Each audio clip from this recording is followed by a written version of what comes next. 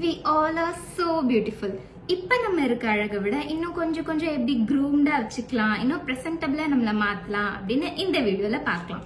Hello gorgeous, நான் உங்க Jenisha and welcome to my channel.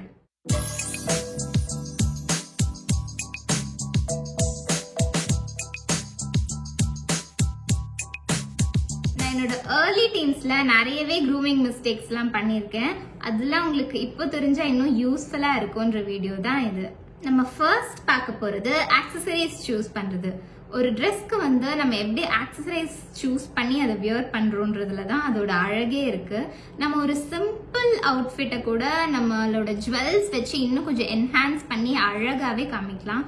And over டூவும் பண்ணாம ரொம்ப கம்மியாவும் போடாம correct level of accessories use பண்ணா அந்த லுக்கே ரொம்ப அழகா இருக்கும். இப்போ நம்ம சாரீஸ் ஆர் கொஞ்சம் கிராண்டான எத்னிக் வியர்லாம் போடுறோம்னா அப்போ கொஞ்சம் நல்லா சோக்கர் அண்ட் பேங்கிள்ஸ்லாம் இன்னும் நிறைய போட்டு லாங் செயின்லாம் போட்டா அது நல்லா இருக்கும். மற்றபடி நம்ம கேஷுவலான குர்த்திஸ் போடுறோம், டெய்லி வியர்க்கெல்லாம் வந்து ஏதாவது கொஞ்சம் சிம்பிளான மினிமலான ஜுவல்லரி யூஸ் பண்ணா அது இன்னும் நம்மள எலிகென்ட்டா காமிக்கும். அண்ட் இயரிங்ஸ் சூஸ் பண்றது வந்து ரொம்பவே முக்கியம். நான் வந்து அப்பெல்லாம் வந்து எல்லாத்துக்குமே வந்து கோல்டு இயரிங் தான் போடுவேன். ஓகே, அது உங்களோட ப்ரிஃபரன்ஸ் தான்.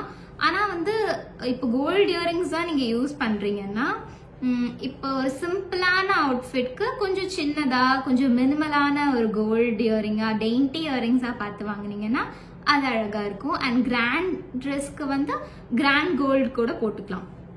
இப்போ வந்து நான் எப்படி பண்ணிட்டு இருக்கேன்னா சிம்பிளான அவுட்ஃபிட்க்கு வந்து கொஞ்சம் ஒரு மினிமலான ஒரு நெக்லஸ் ஒரு மினிமலான ஒரு இயரிங் மாதிரி போடுறேன்.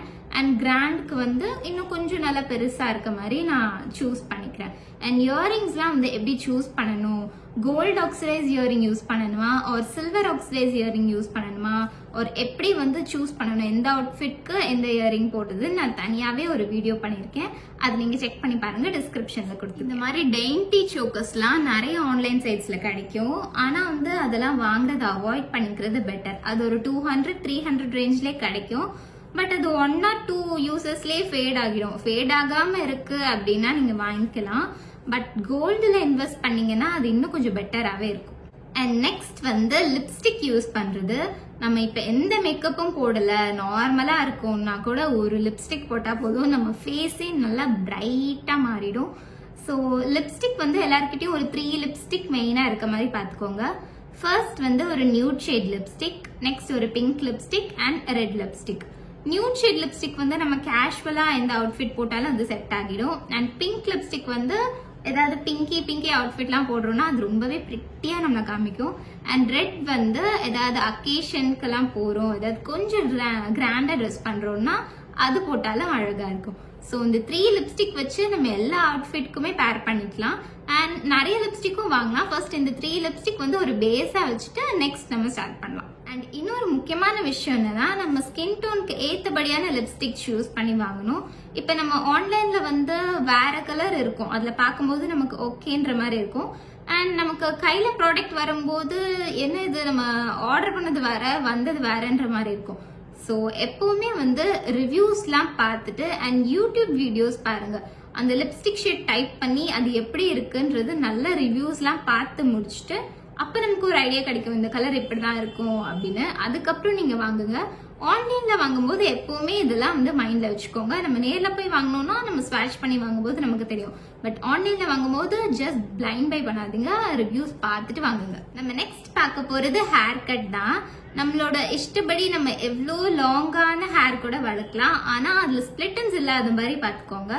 கொஞ்சம் ஸ்பிளிட்டன்ஸ் இருந்தாலும் அது லைட்டா ஒரு ட்ரிம் கொடுத்தோம்னா நம்ம ஹேர் இன்னும் நல்லா ஹெல்த்தியாவே இருக்கும். ஸோ ஸ்பிளிட்டன்ஸ் மட்டும் கொஞ்சம் பார்த்துக்கோங்க. அண்ட் உங்களுக்கு பிடிச்ச மாதிரி எந்த ஹேர் கட் வேணாலும் பண்ணிக்கலாம். பட் ஸ்டார்டிங்கே வந்து லேயர் கட் கொஞ்சம் அவாய்ட் பண்றது பெட்டர். இப்போ உங்க ஹேர் வந்து ரொம்ப தின்னா இருக்கு அப்படின்னா டோன்ட் டூ லேயர் கட். அது இன்னுமே உங்க ஹேர் இன்னும் தின்னா ஆக்கிற மாதிரி இருக்கும். ஸோ அதுக்கு பதில் நீங்க வந்து யூ கட் ட்ரை பண்ணலாம். அது இன்னும் கொஞ்சம் நல்லா பவுன்ஸியா ஆக்கும் ஹேரை. ஸ்டார்டிங்கே லேயர் பண்றது கொஞ்சம் அவாய்ட் பண்ணிக்கணும்.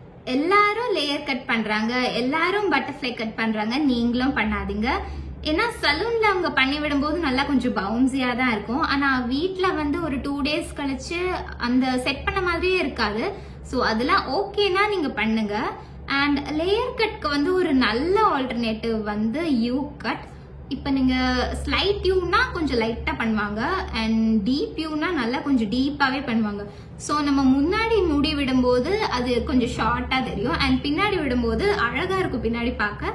ஸோ நீங்க அது கூட ட்ரை பண்ணலாம். லேயர் மட்டுமே ஸ்டிக் பண்ணணும்னு கிடையாது. ஏன்னா வந்து லேயர் இப்போ நிறைய இடத்துல ட்ரெண்டிங்கா இருக்கு. ஸோ நிறைய ஹேர் கட் ஆப்ஷன்ஸ் இருக்கு. எல்லாத்தையுமே வந்து எக்ஸ்ப்ளோர் பண்ணி பாருங்க. அதாவது நான் எல்லாத்தையும் பண்ணணும்னு சொல்ல, எல்லாருமே தெரிஞ்சுக்கிட்டு அதுக்கப்புறம் வந்து ஹேர் கட் பண்ணுங்க. நம்ம பார்க்க போறது இப்போ ஏதாவது ட்ரெடிஷ்னலான அவுட்ஃபிட் போடுறீங்கன்னா அது ஃபுல்லா கம்ப்ளீட்டா ட்ரெடிஷ்னல் ஆக்கிடாம அது கூட கொஞ்சம் வெஸ்டர்ன் டச்லாம் ஆட் பண்ணா இன்னும் நல்லா இருக்கும். இப்போ ஃபார் எக்ஸாம்பிள் நம்ம சாரி கட்டுறோம் அப்படின்னா அதுக்கு நம்ம பின்னல் போட்டு தான் போடணும்னு கிடையாது. அதுக்கு பதில் நீங்க ஃப்ரீ ஹேர் ட்ரை பண்ணீங்கன்னா அது இன்னும் செம்மையா இருக்கும். அந்த மாதிரி எல்லா விஷயத்துலயுமே அப்படிதான். கம்ப்ளீட்டா ட்ரெடிஷ்னல் விட ஒரு வெஸ்டர்ன் ட்விஸ்ட் இருந்தா அது இன்னும் அடிஷ்னலா நம்மள அழகா காமிக்கும். அண்ட் நம்ம நெக்ஸ்ட் பார்க்க போறது ஸ்கின் கேர். நான் எப்படி டேன்ல இருந்து என்னோட ஸ்கின் நல்லா இம்ப்ரூவ் பண்ணேன்றத பார்க்கலாம். அண்ட் இதுல முக்கியமான விஷயம் என்னன்னா நம்ம ஸ்கார்ஃப் யூஸ் பண்ணணும் அண்ட் கிளவ்ஸ் யூஸ் பண்ணணும். நம்ம எந்த அளவுக்கு நம்ம ஸ்கின்னை சன்ல இருந்து ப்ரொடெக்ட் பண்றோமோ அந்த அளவுக்கு நமக்கு நல்லது. நம்ம மோஸ்டா டேனுக்கு வந்து ஹோம் ரெமிடிஸ் ட்ரை பண்றதை விட இந்த மாதிரி ஸ்கார்ஃப்ஸ் அண்ட் கிளவ்ஸ் போட்டு ப்ரொடெக்ட் பண்ணாலே அந்த டேன் கொஞ்சம் கொஞ்சமா கம்மியாயிடும். அண்ட் நெக்ஸ்ட் வந்து ஒரு நல்ல ஸ்கின் கேர் ரொட்டீன்னா இதுக்கு வந்து பெருசா எதுவுமே இல்ல, ஒரு 3 ஸ்டெப்ஸ் ஃபாலோ பண்ணாலே போதும். ஒரு நல்ல கிளென்சர் வச்சு ஃபேஸ் வாஷ் பண்ணிடுங்க. அண்ட் நெக்ஸ்ட் வந்து ஒரு நல்ல மாய்ஸ்சரைசர், ஒரு நல்ல சன்ஸ்கிரீன்.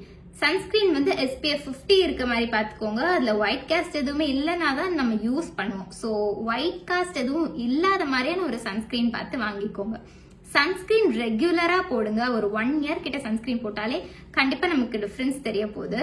ஸோ சன்ஸ்கிரீன் எப்பவுமே மிஸ் பண்ணிடாதீங்க. வெயில் இருந்தாலும் சரி வெயில் இல்லைனாலும் சரி சன்ஸ்கிரீன் கண்டிப்பா போடணும். நான் லேட்டரா தான் இந்த மாதிரி சீரம்ஸ் எல்லாம் யூஸ் பண்ண ஸ்டார்ட் பண்ணேன். நான் பேசிக்கா வந்து இப்படி கிளவுஸ், ஸ்கார்ஃப் அண்ட் கேப் கூட நீங்க யூஸ் பண்ணலாம். அதுக்கப்புறம் சன்ஸ்கிரீன், மாய்ஸ்சரைசர் அண்ட் கிளென்சர் இதெல்லாம் யூஸ் பண்ணி தான் டேன் ரிமூவ் பண்ணேன். ஸோ பேசிக்கா நம்ம இந்த விஷயம் எல்லாம் பண்ணாலே நம்ம டேனை எஃபெக்டிவா ரிமூவ் பண்ணிடலாம். அண்ட் நெக்ஸ்ட் ஒன் வந்து பேங்க்ஸ் தான்.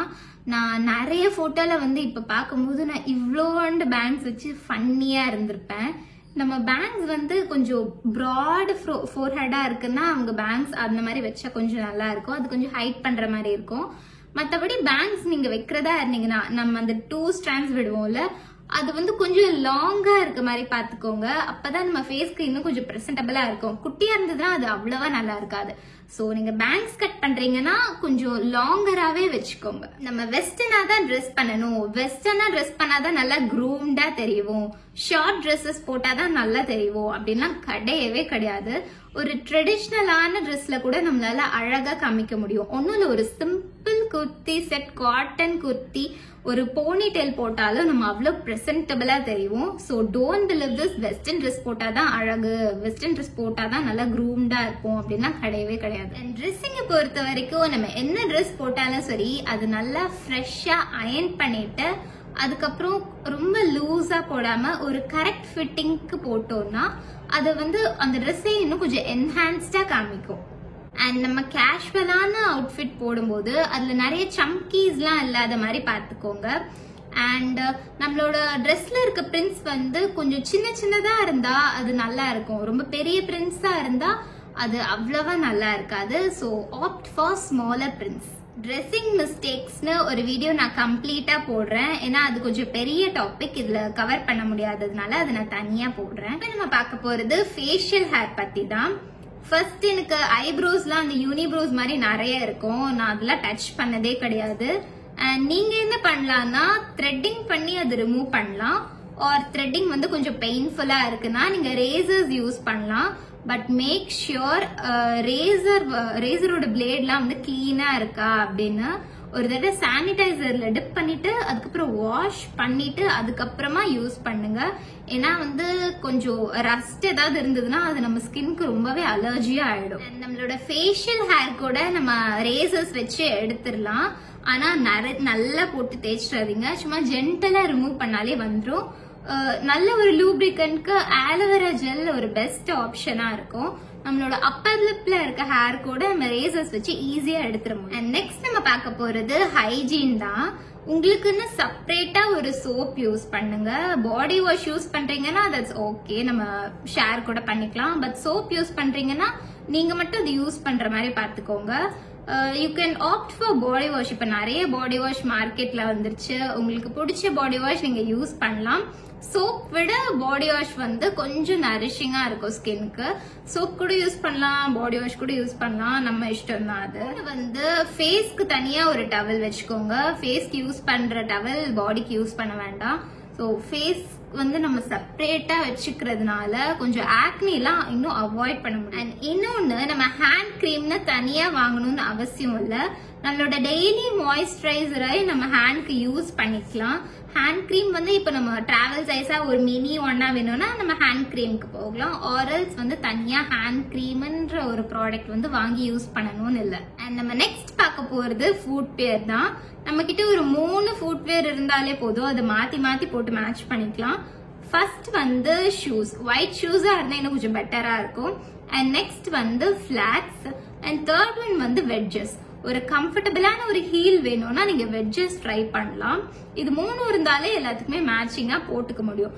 அண்ட் இன்னொரு முக்கியமான விஷயம், நீங்க வெட்ஜஸ் வாங்குறீங்கன்னா சாண்டில் கலர்ல வாங்குங்க. ஸோ அது எல்லா அவுட்ஃபிட்க்குமே மோஸ்டா செட் ஆகிடும். So that's it for today. இந்த வீடியோல நம்மள இன்னும் எப்படி groomed-ஆ presentable-ஆ வச்சுக்கலாம்னு பார்த்தோம். And இன்னும் நிறைய இந்த மாதிரி styling videos, makeup and skin care videos வேணும்னா சப்ஸ்கிரைப் பண்ணி வச்சுக்கோங்க. அது உங்களுக்கு ரொம்பவே யூஸ்ஃபுல்லா இருக்கும். Thank you for watching. Bye bye.